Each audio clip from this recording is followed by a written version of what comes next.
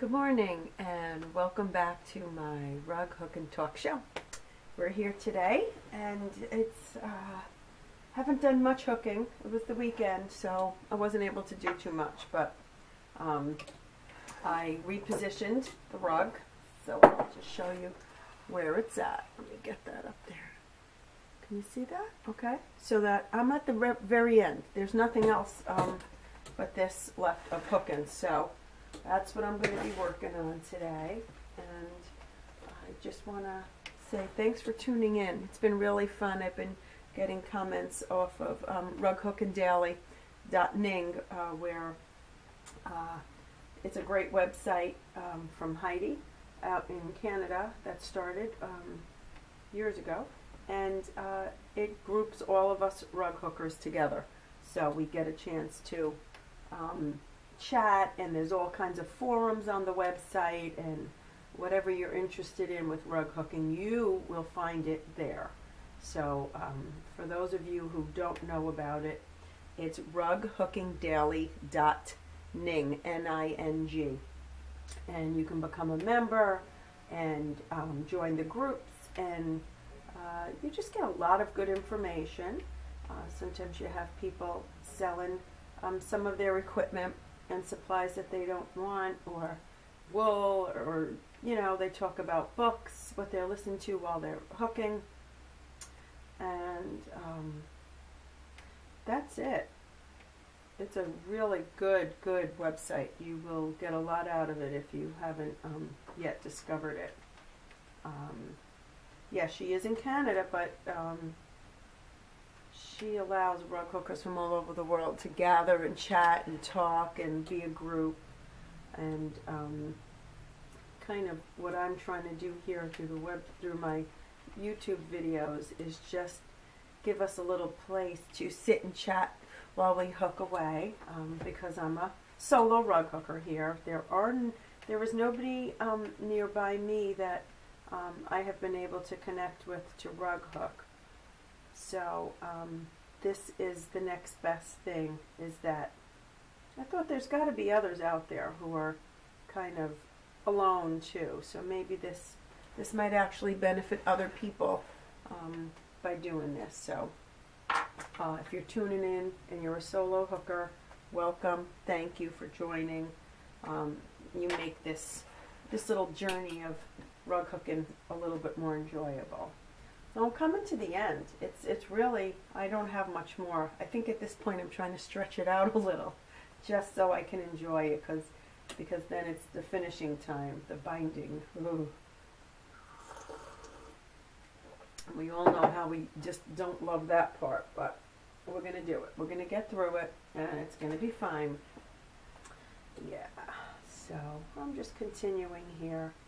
Like I said, I did the wavy line. Oh, got a piece of fabric stuck, something else stuck in there. Okay, right in there we go. And yeah, so like I said, up north here in the Northeast, we are the New England area. It is starting to get cold, so if you hear my furnace kick on, it's not a pleasant sound, and I apologize if it definitely distracts you from it. It's not a clanking sound, but it's also not an enjoyable sound to have in the background. So if I sign off quickly after that, you'll know why. So that's it, and I hope you're working on an enjoyable rug, and you're enjoying your hooking, and you're getting a little time to steal away and listen as I hook. I'm hoping you're hooking too. That was the idea of this, that we hook together, and just, you know what? I can't really talk to you unless it's a live event, if I'm doing a Skypey type thing. But this is just as good, because you feel like you have a little company. Then I'm happy. Then I accomplished what I set out to do. So that's good. And you know what? If I know you're out there leaving comments, then I know you're watching, and that's also good. So that's it. I did order a new book that is due to come out gosh, you know what? Let me look it up for you. I didn't know it was coming out. It's coming out, I believe, in 2015. Not the Deanne Fitzpatrick one that I already ordered. I ordered the Celebration of Hand Hooked Rugs, the new one that's out. And then I also ordered, okay, here it is. Primitive Hooked Rugs for the 21st Century. Let's see how big I can get it. And then I'm going to show you right through here, if you could see that. Okay. Okay. Primitive Rugs for the 21st Century, and the author is Cynthia Norwood. Okay. And I paid $18.83 or less. It hasn't come out yet, and they'll let me know. It says we will notify you via email when we have an estimated delivery date for this item. So I think it was coming out in 2015. So that's what I'm going on, 2015. So there you go, the little wonderful world of cell phones. Okay. So that's it. So there's a new book on primitives. I do enjoy primitives. I like them, and I like the style of hooking for primitives because it doesn't seem to be so exact, and I like that. I like the look of it. I don't say your work should look sloppy or anything like that, because I don't know, you know, unless you're leaving foundation spots open, it's hooked, it's closed up, and your style of whether the loops are going in different directions or all tidy lined up, that's your look, that's your style. So it's not anything but what you want it to be, and then it's right for you. So my point is, yes, there's a certain way to hook for some people that believe that is the only way, it's perfection, and there's no other way but to have tidy little loops, and that's what works for them. I like the primitive look, and yes, you can hook a primitive rug very neatly and tidy too. I mean, so long as all the loops are touching and you don't see foundation, that's pretty much going to serve you well. But I do like kind of the unevenness of the primitive. I like using maybe varied cuts of width in one rug. I think it looks kind of cool, and it just makes it look more authentic in that style. But I love the modern style of contemporary thought and artistry and artwork done in a primitive cut. I think that's so cool. I like that look a lot. And I find it a little bit more forgiving, you know.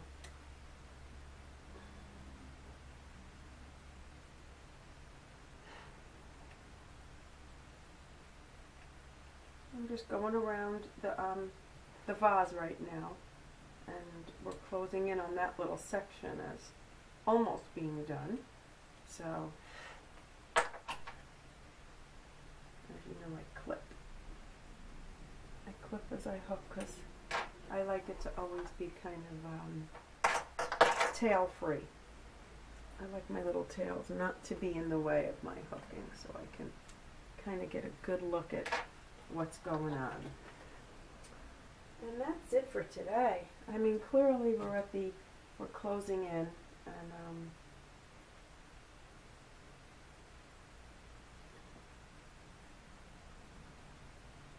does anybody out there have a favorite way to finish their rugs? I would love to hear about that. I mean, we run those questions are presented on Rug Hooking Daily from time to time, but if you're working on a rug now, and you have a favorite way to finish your rug, definitely leave it in the comments section. I'd love to know if there is another way to do it, aside from the tedious way, but I don't really think there is. I mean, I think we've gone over this. Most rug hookers try to find an easy way to do this, but you know what? I don't think there is one. I think you just have to do what you feel is good also for that particular rug. So, like I said, I usually sew my twill tape on to the edge of the rug, wherever the boundary line is, that border line, and I machine stitch it so that it's facing this way. When it's sewn on the right side, there's like a little seam all around. It's folding in. It's forcing itself in. So when I am finished, I just zigzag cut all around, machine stitch it, and then fold it over and stitch. It really is clearly the easiest way to bind a rug, and I'm all about that. So, you know, that's what I'm into. But everybody has to do what's good for them. And whatever style you like is your style, but just share it. We'd love to hear it. I'd love to know if there is something else out there. Sometimes it's fun to try new things, you know. And you know what? Sometimes you try something that you think you don't like, and you're like, oh my gosh, this is great. I really do like this, and I like the way it looks on this rug. I have finished a few rugs, actually, with the wool. With the wool fabric, I've cut small strips, and same thing. I might have machine stitched all around, or I have sewn them on after the rug is done. And that's the way I did it, you know. I know there's those perfectly finished rugs with the perfect cording, and that is also very beautiful. But don't be deterred that yours has to be perfect, and so you don't even attempt it. Try it. You don't know how beautiful it could come out. And you know what? The first time you try something, it might not come out as nice as you like it, but then the next time you kind of know from experience where you might have went wrong, or where you could have done something a little different to produce a better result. But definitely give it a try, and you'll never lose at trying something new. You will only give yourself a chance to discover a new way to do something with this craft, and that's a good thing. Because if nobody tried, we wouldn't get the good results that we have from other people coming forth and saying, hey, I did it this way, and, you know, did you try the eaten edge? And, you know, those are all interesting ways to work the finishing product, the finished rug here. So, I mean, some people put braiding on their rugs. Some people wrap cording around the wool. I've seen that done too, and that is very, very pretty and very nice, and doesn't look like it's all that much work. I mean, you still have to do a little hand stitching, but it's not as bad. And they're all on the internet, on YouTube. Just, you know, if you go on YouTube and put in how to finish a hand hooked rug or how to finish a hooked rug, all the YouTube videos will come up that are showing you how to finish a hooked rug. So you will get to see all that. So as you know, I'm doing the wavy line to just add a little definition, interest I mean, and it's as opposed to going straight across. And that is a look that some people like to achieve too. It's all up to you. There's so many ways to accent the main design. You could run a lot of straight all around it, and gradient and different, you know, variable colors, and I mean, there's just so many ways to finish a rug. And yes, there's books on that too. So feel free to go find some of those books, because they are great. They really give you some good ideas. And you know what? The world of rug hooking is constantly evolving, I've learned. You know, just where you think you mastered one little section of hooking, something new kind of comes about, and you know, a new way to combine colors, or a new technique in hooking certain, you know, I've seen all kinds of hook, and it's so beautiful that everybody can share their way of seeing it. So I've just seen the most beautiful rugs in one of my books. It was a background, and it was all hooked in one color. It was a very simple rug. The background was in an off-white, but she hooked it in squares. She went down maybe across 5 rows, and then she did it across 5 rows, down 5 rows. So she had, the background was all the same color, but you, in the background you could see this very subtle pattern. And it was a vase also, and it was stunning. It was just so beautiful. It was just, see what you could do with just one color. One color.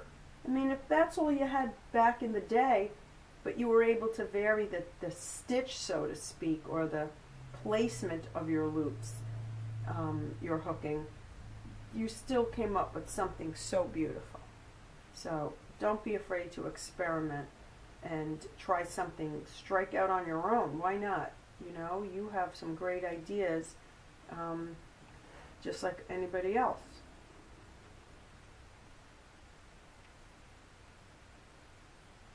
Just rounding the corner here of the outlining. And you know, sometimes you hook with a certain idea and it kind of starts going in its own direction, and you know what? That's okay. As long as you're enjoying it. This craft should bring you enjoyment. If it's not, then, you know, rethink what you're doing with it, and get some help. If something, you know, if the foundation you're working with is horrible, you don't enjoy it, like my rug warp, and I remember reaching out to Rug Hook and Dally and saying, is it me or is it the rug warp? But I think my arm's gonna fall off. And they were like, absolutely. This is not a good, it is definitely a hard foundation. I would tend to think if you're going to use rug warp, you would have to use a very thin cut, like a number 3, a very fine cut. Because pulling anything up through it, including yarn, was absolutely really uncomfortable. It was very hard for me. So I choose not to use that anymore. But you know what? You learn. You learn what is what. So okay, I needed a few more loops right in this little corner, so I did have to go and hook in a little bit more. So now we clip and we clip and we clip.